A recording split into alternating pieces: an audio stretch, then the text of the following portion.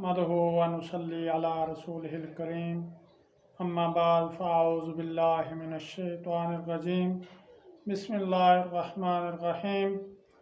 बुध के दिन का वजीफ़ा आपके सामने अर्ज़ करना चाहता हूँ कि बुध वाले दिन अल्लाह रब्बुल इज़्ज़त ने इल्म को, नूर को पैदा फरमाया।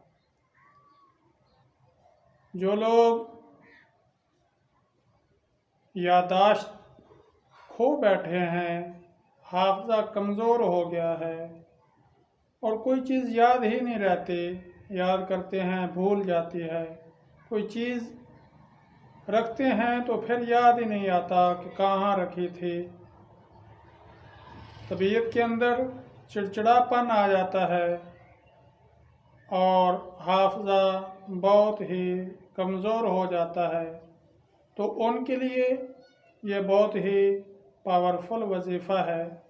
और हाफ़ज़ा भी बदनज़री की वजह से ज़्यादा कमज़ोर होता है।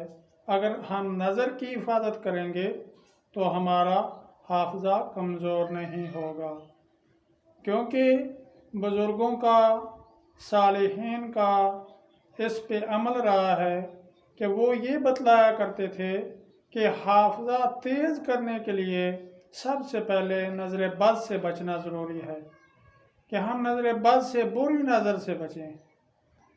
तो आज मैं आपको कुरान पाक की एक ऐसी आयत का वजीफ़ा बताने वाला हूँ कि जिसके पढ़ने से आपकी यादाश्त हमेशा हमेशा के लिए ताकतवर हो जाएगी, आप भूलना छोड़ देंगे। वो आयत है सूरह आला की, सब्बिहिस्म रब्बिकल आला। इसकी आयत मुबारक है सनुक़रिउका फ़ला तंसा इल्ला माशा अल्लाह। इस आयत मुबारक को आपने 100 मरतबा पढ़ना है। दिन में पढ़ सकते हैं, रात में पढ़ सकते हैं, किसी भी टाइम में इसको पढ़ सकते हैं। और जो तालिब इल्म लोग हैं, मदरसे के तालिब इल्म हैं या स्कूल के तालिब इल्म हैं, वो सबक याद करने से पहले इस आयत मुबारक को 3 मरतबा पढ़ें और उसके बाद सबक याद करें। इंशाअल्लाह उनका सबक भूलेगा नहीं। और जो मदरसे के तालिब इल्म हैं, ख़ास करके हिफ्ज़ कर रहे हैं, कुरान पाक याद कर रहे हैं, तो उनके लिए एक दुआ है, वो 7 मरतबा सबक याद करने से पहले, मंजिल याद करने से पहले, सबकी याद करने से पहले वो 7 मरतबा पढ़ा करें।